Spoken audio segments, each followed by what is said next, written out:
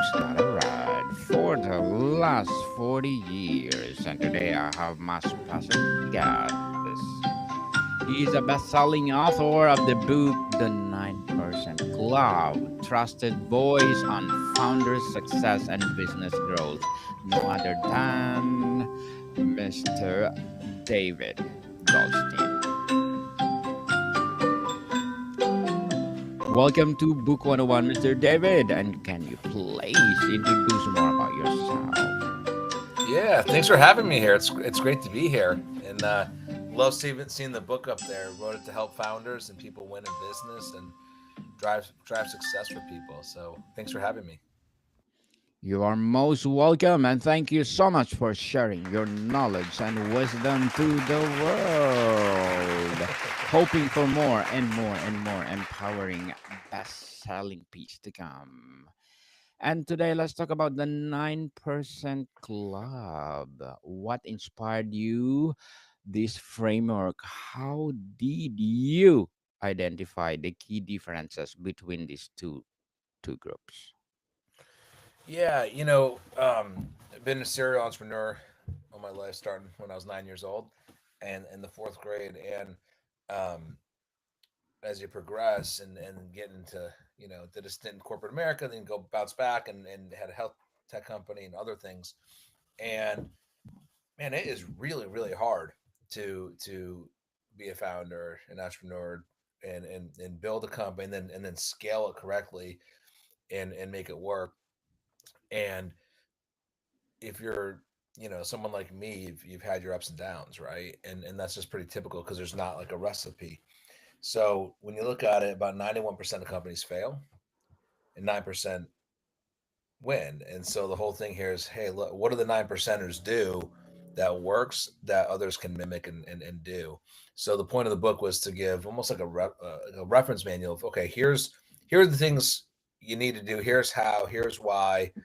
Here's some tools. Here's action plans to do it, and hopefully put people in a position where they can become part of the 9% club, the 9 percenters that win, and not have the same shortfalls that a lot of us have to learn as you go.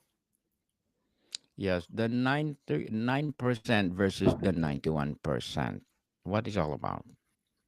Yeah, I mean, 91% unfortunately don't make it. It's really, business is hard. It doesn't need to be as hard as it is. And there's a lot of ways to approach it. So, what we talk about in the book is, chapter two is not all revenue is created equally. And, it's so easy, whether you're a new company, an existing one, big, it doesn't matter. A lot of times it's easy to get blinded by bad revenue. And there is a difference, and it can bleed you dry, and some customizations, wrong customers, the ones that can't scale with you, wrong systems. um, there's a huge difference between top line revenue and actual profits that can go in your pocket or put you in the position to reinvest into systems and people that will scale. So things like that, how to approach folks. There's obviously it's a lot on the revenue, sales, marketing, things like that. And the back half is all about leadership and execution, because a lot of this stuff is not taught. People spend a lot of money on courses and books on execution. You got to drive results and outcomes. And so what I did was put in frameworks and models that I've developed that just simplifies it, anyone can use and get going. And so we talk about that, the steer framework, which is strategy and tactics, they have to be aligned. And then steer, STEAR, so you got to execute. And then super important is the adjustments. Make adjustments, report what you're doing, and so you can analyze it and then start again. So it's a really neat book to help people get going, and it's all action based, so people can start doing it today and hopefully get out of you know the struggle or the hustle. One thing, Daniel, I think that's really important is when you're a founder, you're kind of built from a different cloth, right? I mean, you think you're good enough to be doing. Hopefully, think you're great enough and better and all that neat stuff. And there's a mindset you got to hustle. And you do have to hustle. At some point, you can't out hustle a lot of these problems that exist, and you need systems in place and you need frameworks to carry you through. So that's what we talk about in the Mr. book. Yes, Mr. David, what is the biggest misconception founders have about what it takes to scale successfully? They think they can out hustle it. They think, oh, hey, I've got this. We're doing these XYZ and it's working, and now we're just going to do more XYZ. And what people don't understand is everything is about strategy. How do you fulfill that strategy in the process to get there? So when we look at decisions, whether they're big or small, there's always that steer model. What are we doing? Why are we doing it?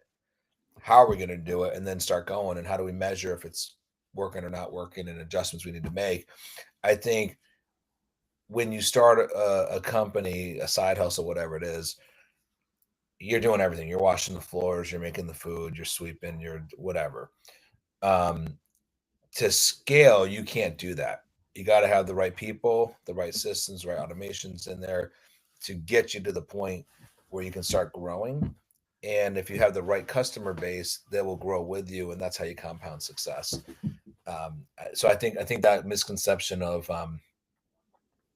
we're a small company, we don't need to have systems, we don't need to scale in that manner. It's garbage. You do, because when you scale and grow, everything grows and scales. Your headaches, your problems, and all that. Um, and so what happens are founders and folks like that end up spending their time putting out fires, fixing problems that exist, and all that, as opposed to working on the business and growing it to the next level. And so um, we talk a lot about that in the book, and how do you get the right people, and how do you challenge them, and how do you set the right goals, and how do you hold them accountable in a good way, and um, lead them, and all that kind of stuff. How is your playbook different from other business growth books? Well, in my experience, this playbook doesn't exist. That's why I wrote it. I wish I had it. I know many do. I think a lot of books are more granular and niche, which sometimes talk about in the book, you have to be niche. This is a little, bigger, broader, and it's intentional. So I'll give you an example. We're doing some deals. Very, very, very successful seasoned entrepreneur, probably for 30, 40 years. um, Said, "Holy cow!" Like, I had to highlight your book and come back to it because we're making some of these mistakes you talk about, right? So the information is presented in a way that's easy and actionable to do. Um, you don't. Some of these books out there might talk about marketing, it might talk about customer service, might talk about whatever, and it's not giving the framework or mindset that people need. I just published a an article in Forbes recently about customer success and the big missed opportunity that exists in that from a growth standpoint. So many companies just focus on new acquisition, new customer acquisition, and they don't grow their customer base and make sure that their customers are getting the outcomes they need. They just look for more new ones. It's the wrong way to grow. You got to grow, but you got to grow your customer base and make sure they're getting the outcome. So things like that, that mindset, um, how, accountability. How do you make sure you're on the right track, doing the right things versus things the right way? We talk about that in the book. Um, Very big picture on the goals of marketing and sales. Marketing, you got to drive demand. Sales, you got to close that demand. And there's a process. So all these chapters have the process in place that you got to do. I'll give you an example. Um, a lot of folks, first of all, a lot of folks make the mistake of trying to talk to everybody. You can't. You gotta get your avatar, your ideal client. You gotta. We have tools, some free tools that people can use to do it because they think there's a right way and a not right way. Um, from there, that's where you're communicating. That's who you're communicating to. But also, are your targets problem aware? Do they even know they have a problem?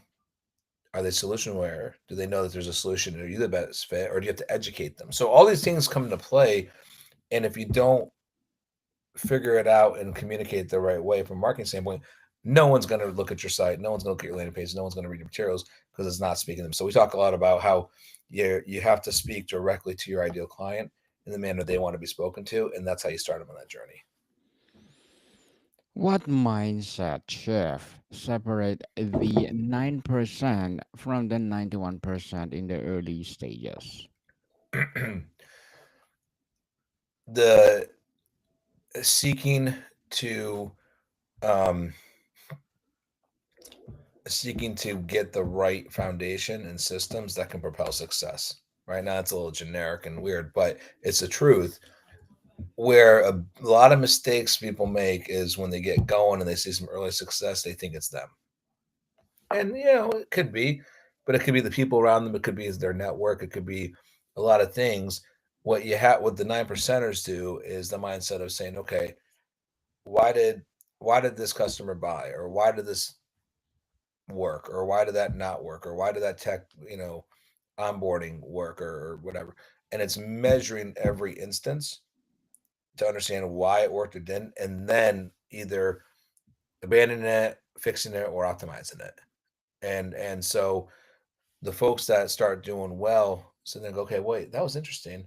All right, if we can replicate this, or maybe we try this now, and it's also finding the right people that they can bring in when they can afford it to propel that success. The folks that don't have the mindset of they can do it all, or we're small, we don't need systems, or oh, it's just sales, or it's revenue. What people make the mistake is revenue. It doesn't matter how good your product or service is. You could be the best scientist in the world, or tech person, whatever. It doesn't matter. If you're not driving healthy revenue, you have no company. It is the lifeblood of your organization. So everything has to be focused on how are you driving revenue results for the right reasons and propelling that growth. When the 9%ers understand that, and so they understand you're either in sales or working for sales, and then everything else has to support that. So obviously you need your good customer service and your good products and stuff like that, but it's all got to be intentional to drive healthy revenue growth. Very well said, Mr. David. Very well said. Let's talk about the strategic scaling. What's the first operational change a founder should make to transition from struggling to scaling? Yeah. I think it's, first of all, I'd say you got to follow the themes in the book and our process, because it works and it's easy to do, and not a heavy lift. Um, the first is following the steer model, right? So strategy, tactics, execution, adjustments, reporting. So for every aspect of the business, it's why are we doing this? And I was taught this years ago by a board member to create my playbook. This is where I learned a lot of this. Every aspect of the business, why are we doing it? What are we doing it? Um, how we're measuring success, and so I'll give you an example. As simple as your dentist group, right? Real simple example. Your dentist, you have an ad out there, maybe you're bulletin to your patient population, whatever, for teeth whitening. Okay. So what happens if somebody says, I'm interested? They call in. Well, what happens next? So you have to map all these things out. Probably the receptionist up front answers the phone, books the appointment. Was there a script? What questions are they asking? What information are they getting from the patient? Is there a way that when the patient comes, there's an upsell for whatever dentist upsell for? Is there information that needs to be sent so they can come in and ready to go? Are they taking a credit card payment? All these things have to go in just in that one little instance within a dental. When you're leaving that dental office, what's the process to drive and ensure those patients will come back? Is there a special quote unquote note from the dentist? Like all these things you have to evaluate. um, they probably have processes in place to say clean the instruments and the tables. If not, they need SOPs. But just like that, where you have a process for cleaning the instruments and getting ready for the next patient, you got to have that for that process, the SOP for every aspect of your business, and answering the question, is this working? Is this correct? And how do we know if it's right or wrong? And then you can say, hey, do I need a person involved in this, or can I automate that? And the example I just gave, you know, you probably don't. You could probably set it up digitally and remove the human interaction. So there's a lot of things that you can do, but to go into that scaling mode, if you don't have everything mapped out, you don't know what to fix. When there's a problem, when we have a problem, many of our companies or companies we help, we can go back and look at the mapping and say, okay, well, here's it's where it's isolated. Here's the problem. Here's a fix, or we need to like kind of kill the whole program. So that's how you can enable yourself to scale. Hope that made sense. Makes sense, Mr. David. And as a best-selling author and trusted voice on founder success and business growth, what are your short-term and long-term goals? So the goals, right now, so we're it's our mission to help uh, anybody, especially founders, because it's so hard, and veterans. So we really are passionate about helping homeless vets. Um, I think unfortunately a lot of them are ignored, so we want to help. So 100% of the proceeds from the book we're donating to homeless vets. Um, we have an actual 9% club and community. Um, where people can come and leverage our tools, leverage the community, network, get trainings. We have speakers that come in, all this cool stuff. That's $9 a month. It's like literally a cup of coffee or two at Starbucks. I mean, it's nothing. And we did it intentional. We want people to come in. We just want to help founders win. Portion of that will go back towards homeless vets. So again, we can help out both. If folks want our revenue operating system, which is what we use to drive millions of dollars, we have that available. Obviously, it's a little higher, but affordable to anybody. Um, if people are serious about growing this gun, they need a revenue operating system. And then all the other stuff that goes into it. So we have, for where people are in their stages, something that's like literally, a couple slices of pizza and that's it for the cost a month or a little more. Either way, we really want to help. The short and long term goal is helping founders win and helping homeless vets live better.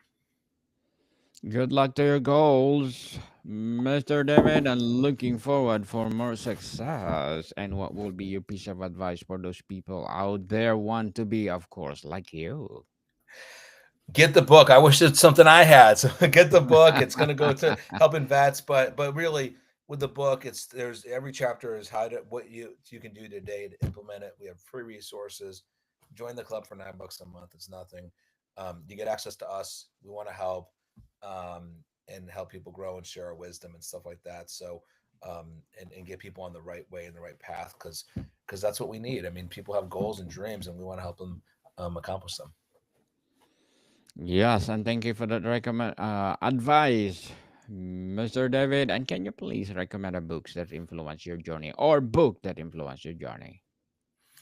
You know, there's a bunch. One is a book called Execution: The Discipline of Getting Things Done by Larry Bossidy. Wonderful book. It's probably 20 something years old.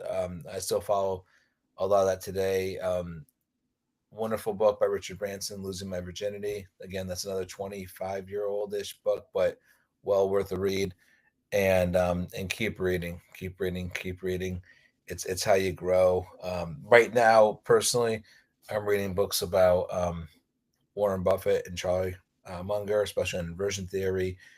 One of their suggestions are that they always read books from 100 years ago. So keep reading and learning, and most importantly, act. Do it. Just do act. As Yogi Berra says, you come to a fork in the road, take it. Just act. You can always figure it out. People fail and lose because of inaction. Don't be afraid of failing. Yes, it's And go to 9percenter.com. empowering. Empowering recommendation, Mr. David. Truly, truly empowering. If you could only teach founders one lesson from your book, what would it be? I would say um, make sure you are passionate about what you are doing. Ideally, your product or service it should be helping people accomplish their goals, whatever that means. In healthcare, that means it can help patients have a better life, or the people working on patients to make them better. If you're passionate about what you do, you don't need an alarm clock. You should get up every morning, super excited to go make this world a better place. Don't lose that passion. Don't get blinded by shiny objects. Stay true to what you're doing. You might have to pivot your approach, but stay true to your passion and how you can serve the world and people in the world. Success always comes. You gotta stay true to your passion. Don't get blinded by shiny objects. Yes, success will come to you if you will do the key of success, as Mr. David recommend. And what do 9% maintain company culture during the hypergrowth? I'm sorry, say it again. How do the 9% maintain company culture during the hypergrowth? Yeah, great, great question. We cover that in the leadership chapter. You have to have, in my opinion, culture is everything, and I think it's very um, underappreciated and undervalued. It's something that people talk about, but I think it's very underutilized. You got to have the right culture. In my companies, we have a culture of winning. Every single person, from someone sweeping the floors to whatever, matters. They have an impact. We care about winning. We care about being better than anyone else and being super successful and making sure our customers are super happy. I talk a lot about 1 + 1 = 3. When you have the right people all following in that right culture, 1 + 1 = 3. And we always have a culture of excellence, right? We set the bar. We do things that others can't do in a quicker amount of time. And I can make sure my strength is getting the right people, setting them up to win, and getting the heck out of the way so they can do what they're good at. That culture of winning. If you know, sometimes you might need to work 18 hours straight, and then you don't need to work for a while, right? People that you got to have that mind. So we look at people that have that mindset of we're going to finish this. It's going to be super excellent, and then they can take the day out, whatever it is. Um, but for us, it's a culture of excellence. Other places it might be something different. Um, it's a culture of fun, happiness. We all love working together, and that's something I really strive to achieve. If someone doesn't fit that culture, they got to go. And part of that is the passion, right? Are you passionate about what we're doing and delivering? Other folks might have different cultures, but you got to find out what your culture is, and then you got to have the people that mold into that culture. Where a lot of folks make a mistake is they get people and then they change their culture. Just be passionate what you're doing. I want people coming in loving where they work, loving the difference they can make. They get really well rewarded. It's easy, I'm not micromanaging, but they got to win and they got to be the best. And if you have that, that's how you scale.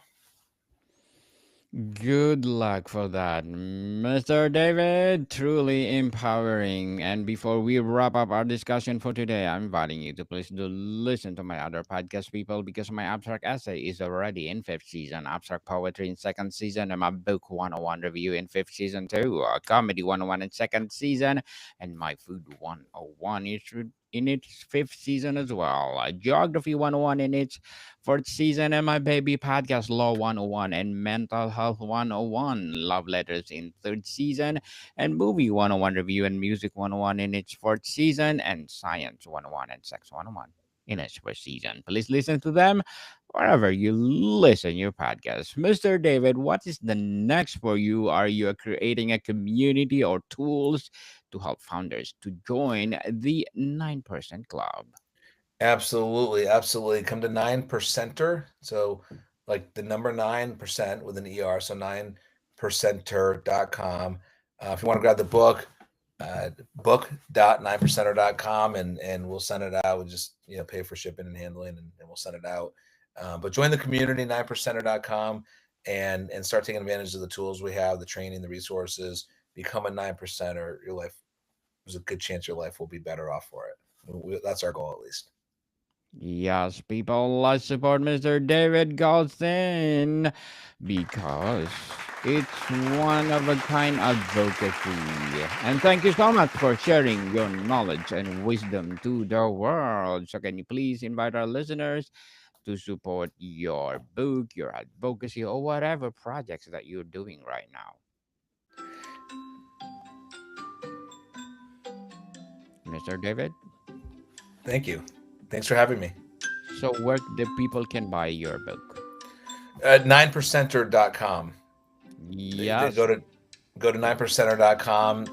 It'll help you. It'll help homeless vets. Everyone will be better off. Yes, people, let's support Mr. David Goldstein because if you support him, more and more and more empowering books like this to come, more and more empowering advocacy to come. So, Mr. David, thank you so much for your time. Thank you for having me. More to come, people. See you soon.